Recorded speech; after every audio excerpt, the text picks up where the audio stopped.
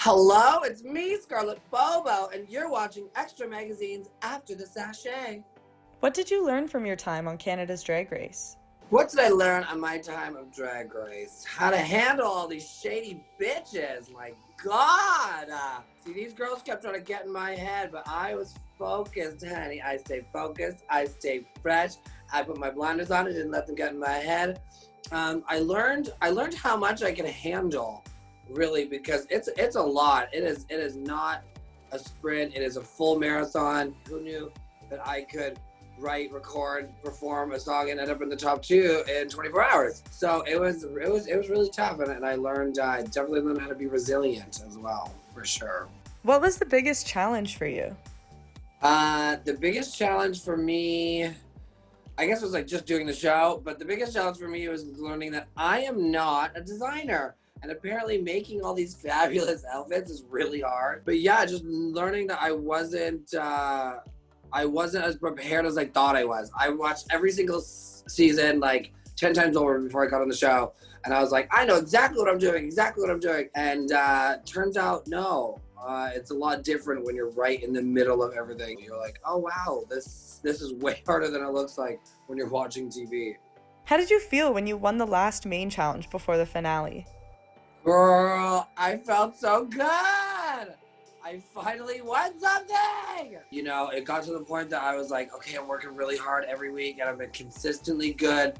I haven't slipped up once, and I was just kind of waiting for that win. I was fumbling around with my costume and trying to cut holes and things, and didn't know how to make one piece of fabric 4, apparently. So also thank you, Jimbo, for saving my ass on that one, because he knew I would have just complained the entire way if he didn't.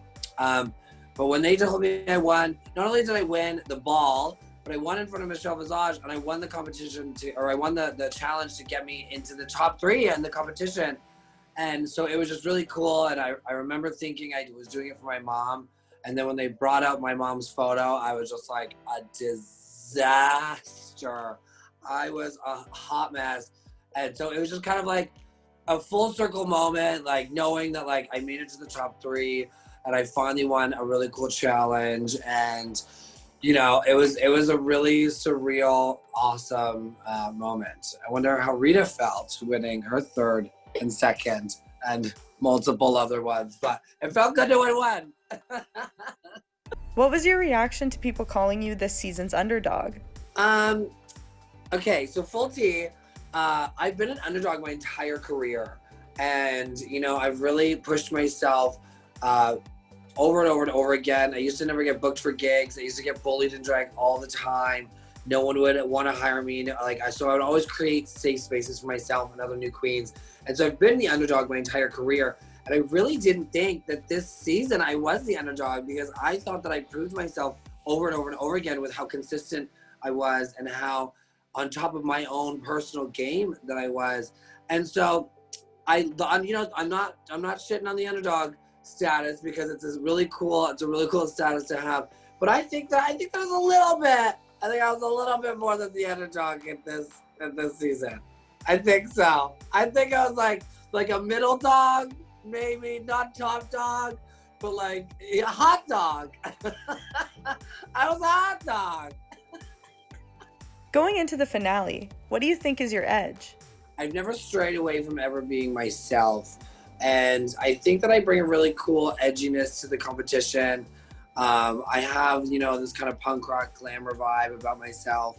And I'm determined as fuck. I will pursue and pursue and pursue until like my legs snap right off.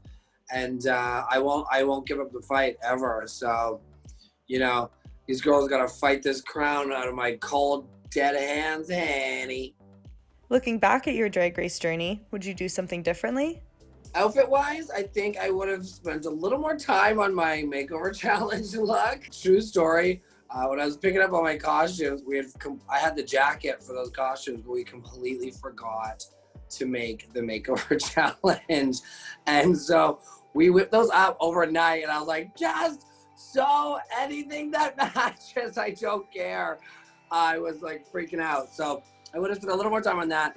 And I think I would have not like thought as much. Maybe it was half Rita's fault because Rita was beautiful minding this whole competition, but I was always trying to think of what was going to happen next, and I was getting too ahead of myself in the competition. I kept trying to stop myself and try to get myself back to thinking of what's happening now and what's going on right in front of you, and kind of look around and like be like, okay, you're still here, you know, focus on like today and not tomorrow or the next day or the next day.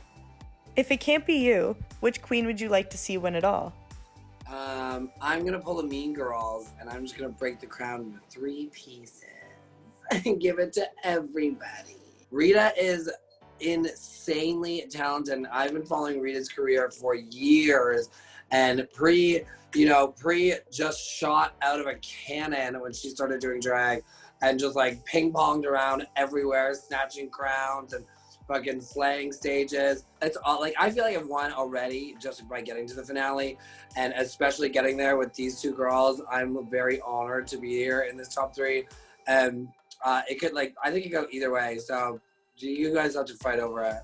If it's not me, I'm just gonna throw it in the middle with a hot dog right in the middle of the crown and see who gets it first.